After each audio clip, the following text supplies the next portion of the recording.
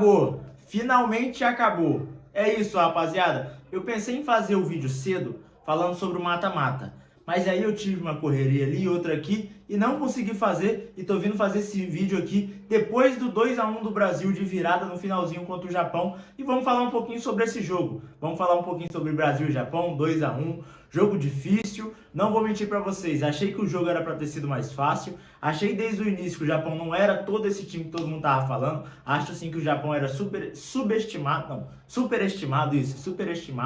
mas vou destrinchar aqui um pouquinho para vocês. Não tô com roteiro, não tô com nada, vou só falar as minhas impressões do jogo, vou falar para mim quem foram os destaques, onde o Brasil errou, e aí a gente vai conversando aqui um pouquinho. E se você tiver uma opinião diferente, por favor, deixa aqui nos comentários para você interagir comigo. Deixa o like, se inscreva no nosso canal também, pra gente continuar fazendo esses vídeos aqui, tá bom? E aí vocês ajudam muito quando vocês fazem isso, que o vídeo aparece para mais pessoas, tá? Vamos lá, primeira coisa, o Brasil realmente sofreu, realmente foi um jogo difícil. Muita gente estava falando que seria um jogo difícil. Eu sempre disse que seria um jogo fácil e eu não acho que foi um jogo difícil pelo Japão. Acho sim que o Japão dificulta quando ele forma uma linha de 5, acho sim que o Japão dificulta quando ele tem bons contra-ataques, mas não acho que o Japão foi quem causou esse jogo difícil. Acho que o Brasil foi quem deixou esse jogo difícil. Acho que se o Brasil tivesse um pouquinho a mais de qualidade, se o Brasil tivesse um pouquinho a mais daquele último momento ali, de menos nervosismo, principalmente depois que tomou o gol, acho que o Brasil tinha total possibilidade de ganhar o jogo de forma mais fácil.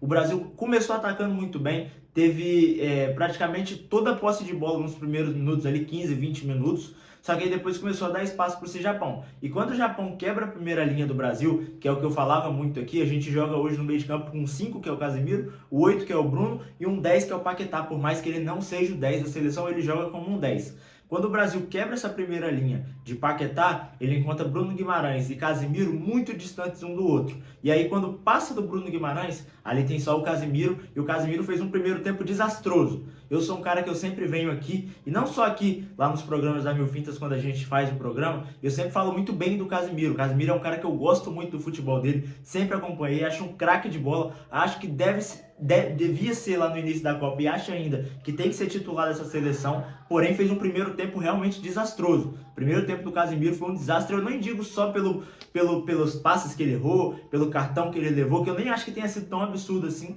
Ele realmente fez uma falta ali que eu acho que foi legal o amarelo, acho que deveria ter dado o amarelo mesmo, mas eu não teria dado aquele amarelo. Então assim, eu não acho que o Casemiro foi todo esse erro que todo mundo falou, todo esse problema que todo mundo falou. Mas eu critiquei junto com vocês, tá? Porque o primeiro tempo dele realmente foi ruim e eu também não voltaria com ele, tá? Além disso, a gente teve outros jogadores não criando nada. A gente teve o Vinícius Júnior, que até tentou, mas dificilmente passou do lateral barra zagueiro que tava ali do lado do Vinícius Júnior, que eu esqueci o nome dele agora, tá?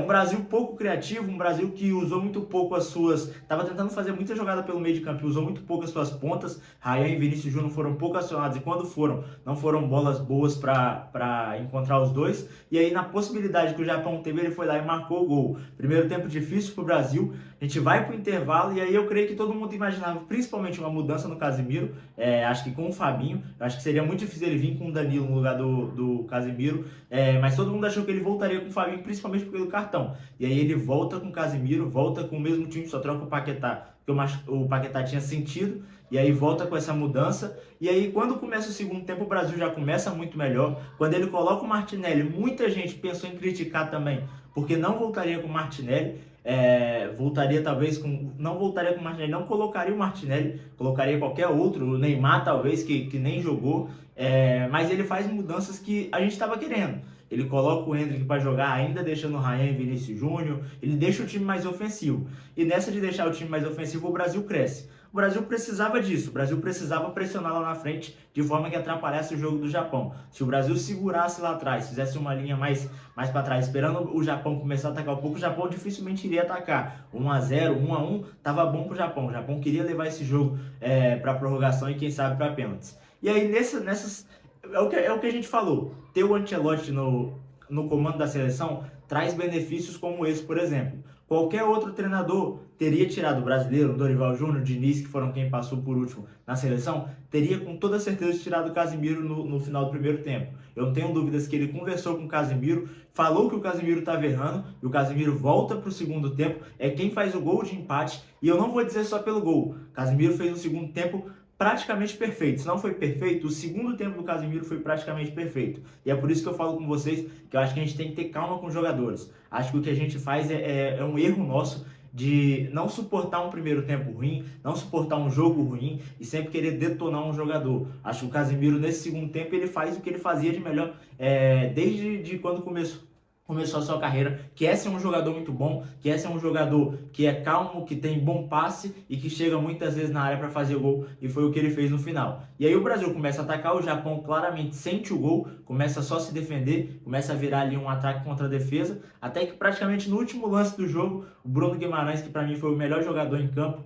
acha uma bola com o Martinelli. Bruno Guimarães poderia ter finalizado, e aí vai saber se seria gol ou não, mas ele prefere o passe que quebra a linha do Japão, e aí o Martinelli com muita calma faz o gol. Martinelli que também precisava desse gol para dar uma animada, um ânimo para ele. O Martinelli precisava desse gol, faz um bonito gol, ele poderia ter finalizado forte, poderia ter dado uma pancada. Ele bate colocado, o goleiro até tenta pegar o Suzuki, mas não consegue. E a gente tem que falar da partida do Bruno Guimarães. Bruno Guimarães muito seguro na partida, um jogador muito calmo, o meio de campo que a gente precisava. Muita gente também criticou o Bruno Guimarães, pediu para que o Bruno Guimarães saísse, que tinha que colocar o Danilo, que tinha que colocar o Paquetá. O Ancelotti segura o Bruno Guimarães e sem dúvida nenhuma ele é um dos melhores jogadores da Copa. Eu nem acho que essa partida do Vinícius Júnior tenha sido tão boa assim, e realmente acho que hoje ele não foi o melhor em campo, por mais que nos últimos 3 jogos ele tenha feito a diferença. Acho que se a gente puder colocar um cara para ser o melhor jogador desse jogo, acho que tem que ser o Bruno Guimarães, por mais que ele não tenha feito gols. Ele deu assistência do segundo gol, o Gabriel Magalhães é quem dá assistência para o primeiro, mas o Bruno Guimarães foi muito correto,